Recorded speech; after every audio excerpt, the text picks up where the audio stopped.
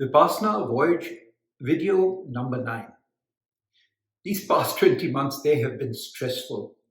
There has been a global COVID-19 pandemic. There has been civil and political turmoil. There has been a global degradation of democracy.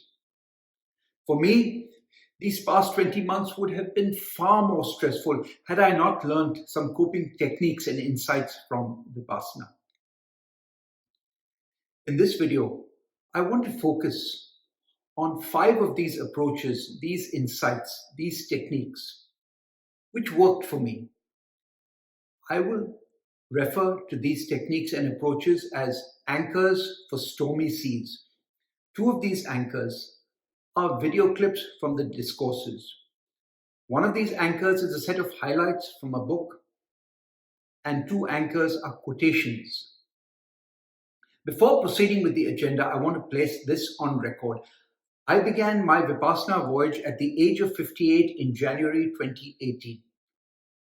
I've attended multiple courses as a student and a server.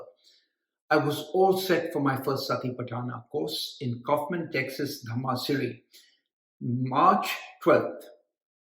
On March 11th last year, the World Health Organization declared COVID-19 to be a global pandemic.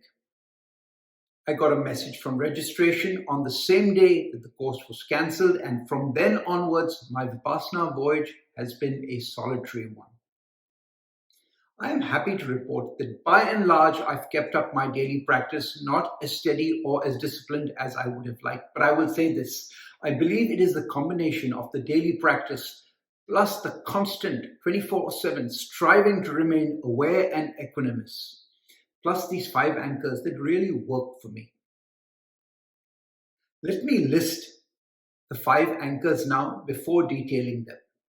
Anchor number 1, it's a video clip from a discourse. In this moment, I am my own master. Anchor number 2 is a set of highlights from a book. Suffering is not caused by ill fortune or social injustice or divine whims. Suffering is caused by behavior patterns of the mind. Anchor number 3, video from a discourse. 100% cause of misery and happiness is internal.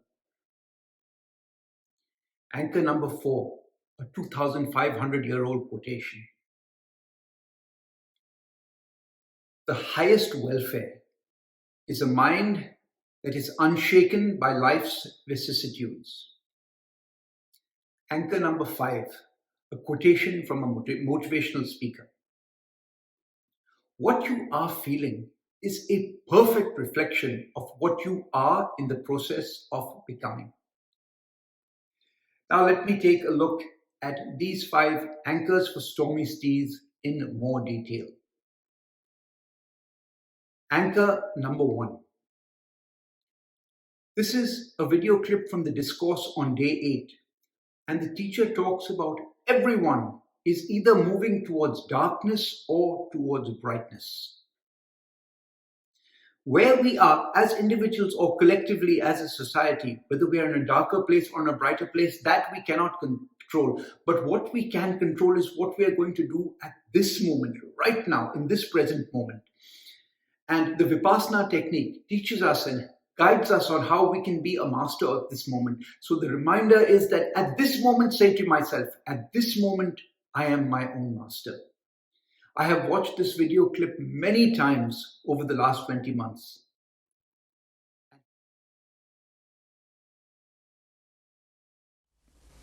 Buddha said there are 4 types of people I see in this world. One group of people like running from darkness towards darkness. Another group of people running from brightness to darkness. Third group of people running from darkness towards brightness. And the 4th group of people running from brightness to brightness. We should not remain in the first or the second category. We must remain in the third or the fourth. Third or fourth we can't decide. At times the life will be full of darkness because of the past karmas. At times the life will be full of brightness because of the past karmas. But we are the master of the present karma. Buddha said, Attahi attano natho, attahi attano gati. You are your own master, nobody else. And you are the master of your future, nobody else. At least whatever happened in the past, happened in the past. But now, you should not generate a single sankhara which will bring misery for you. You are your master. If you are master of the present, future is nothing but the child of the present. You be master of the present and see that your present is full of Dhamma, future will automatically be full of happiness. No darkness will be there for future. Develop this mastery of the present moment, and this is Vipassana. Be master of the present moment. At this moment, I am my own master. I won't plant any seed of misery. I won't plant any seed of darkness, only seed of brightness, seed of happiness, good for me and good for others. See that you practice it properly. The results are bound to come. Good results are bound to come.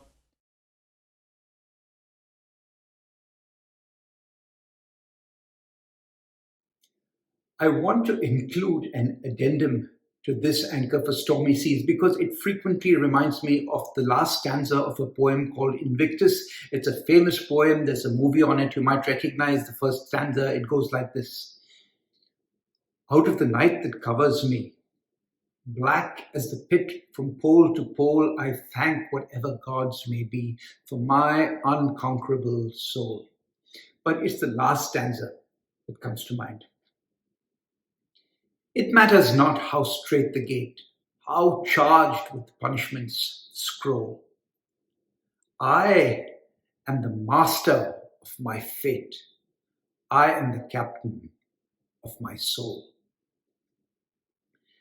It matters not how straight the gate. It matters not if there's a COVID crisis or if there is civil and political turmoil or if there is a degradation of democracy.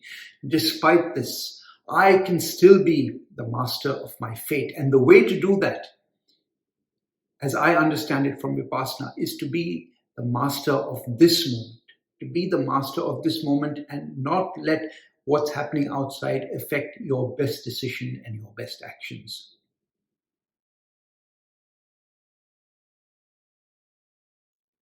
Proceeding to a detailed discussion of Anchor for Stormy Seas number 2. Suffering is not caused by ill fortune or social injustice or divine whims. Suffering is caused by behavior patterns of the mind. This is a little bit of an extract, one of 3 highlights from a book called Sapiens. And this may be hard to accept initially, but I have come to accept it and I keep returning to these highlights because they help me. Highlight number 1. We're talking of the Buddha, spent 6 years meditating on the essence, the causes and the cures for human anguish. In the end, he came to the realization that suffering is not caused by ill fortune, by social injustice, or by divine whims. Rather, suffering is caused by behavior patterns of one's own mind. That's highlight number 1. Highlight number 2. Buddha encapsulated all his teachings in a single law. Suffering arises from craving, and the only way to be fully liberated from suffering is to be fully liberated from craving. And the only way to be fully liberated from craving is to train the mind to experience reality as it is. This law, known as dharma or dhamma, is seen by Buddhists as a universal law of nature. And on to highlight number 3. Gautama developed a set of meditation techniques that train the mind to experience reality as it is without craving. These practices train the mind to focus all its attention on the question, what am I experiencing now? rather than on what would I rather be experiencing. It is difficult to achieve this state of mind, but not impossible. I know this might be hard to accept, especially if you're not familiar with Vipassana or have had an embodied sense that this is basically our reality. But it works for me, and I constantly return to reviewing these highlights when I am facing undue anxiety. Now, proceeding to a detailed discussion of Anchor for Stormy Steez number 3. 100% cause of misery and happiness is internal. This is probably the video I have watched most from the very first time I heard it in my first course. It really hit home for me. So let's proceed to watching the video, and I hope it is as impactful for you as it has been for me over the years. 100% cause of misery and happiness is internal. And protecting yourself is just observe what is wrong inside. This is what you started doing by practicing Vipassana. Unless you understand the truth, the totality of the truth, you always remain deluded. Panya, the literal meaning of the word panya, pakarena janeti iti panya. You understand things from different angles. If you try to understand the problem only from one angle, it's a partial truth. And partial truth is always distorted truth. It does not help you. When you see the same problem from different angles, you are coming nearer and nearer to the totality of the truth. Then the delusion goes away. Then your decisions are good, your actions are good, because you are with the totality of the truth. One story of the past. 5 birth blind people were brought near an elephant. They had never seen an elephant, blind from birth. And they were asked to examine an elephant and say what an elephant is. Someone caught hold of the foot of the elephant, the leg of the elephant. I know, it's like a post. For him, it's like a post. Someone caught hold of the tail of the elephant. It's like a brush, a broom. For him, elephant is a brush, a broom. Like that, all 5 of them gave their definition of elephant, which is true, but partial true, far away from the actual truth. Like this, if we keep on seeing things only from one angle, then it's only a partial truth, a distorted truth. All our decisions will go wrong. Vipassana starts helping you. The Panya starts helping you to see things from different angles.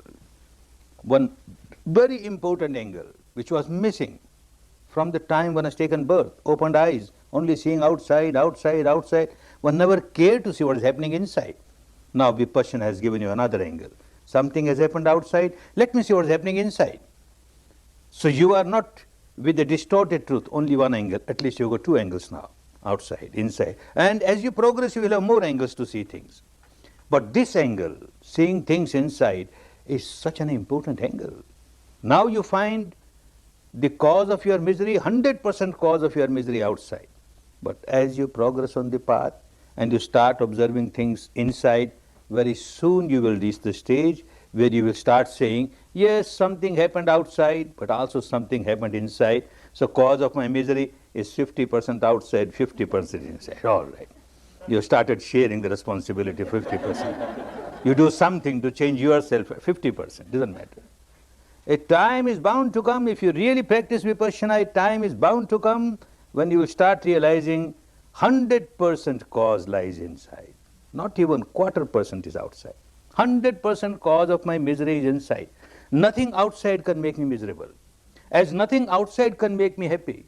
100% cause of my real happiness lies inside. 100% cause of my misery lies inside. Then you start working inside. You give all importance to inside, and the whole life pattern will change. You will come out of your misery so easily because you started seeing things inside.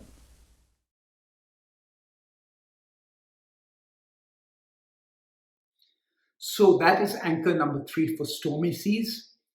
100% cause of misery and happiness is internal. It is my most watched video clip of everything I've seen from the discourses. And I'd like to include an addendum here too.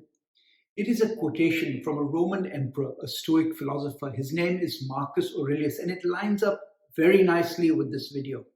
If you are distressed by anything external, the pain is not due to the thing itself, but due to your estimate of it.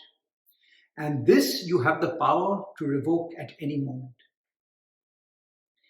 If I am distressed by COVID, by civil and political turmoil, by the degradation of democracy, the pain is that I feel, the anxiety I feel is not due to the thing itself, but due to my estimation, my calculation of it. And this I have the power to overcome at any time. And for me, this power, this technique has come from Vipassana. Now, on to anchor number 4 for stormy seas. This is my go-to quote. This was from the Buddha's time, 2,500 years ago. And I'm certain now, if there was someone who had a magic wand and could say, what do you want? This is what I would want. It's the quotation. It goes like this. The highest welfare is a mind that is unshaken by life's vicissitudes. Here is a little more detail to that same, a little expansion of the same quotation. When faced with all the ups and downs of life, still the mind remains unshaken, not lamenting, not generating defilements, and always feeling secure. This is the greatest happiness. This is definitely a quote that I will keep visiting over and over and over again. Which brings me to anchor number 5 for stormy seas. This is a quotation from, I believe she's a motivational speaker and a teacher, maybe a philosopher. Her name is Esther Hicks, and I came across this quotation well over a decade ago.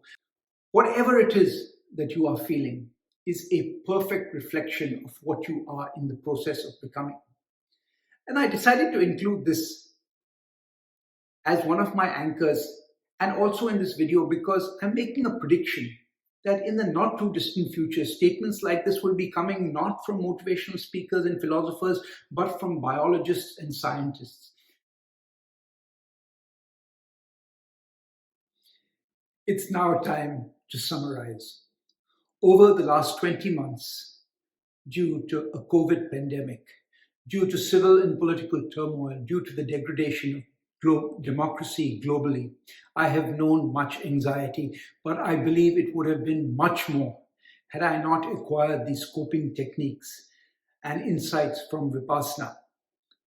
Let me review this list one last time. Anchor for stormy seas, number 1. At this moment, I am my own master. Anchor number 2. Suffering is not caused by ill fortune or social injustice or divine whims. Suffering is caused by behavior patterns of the mind. Anchor for stormy seas, number 3. 100% cause of misery and happiness is internal. Anchor for stormy seas, number 4.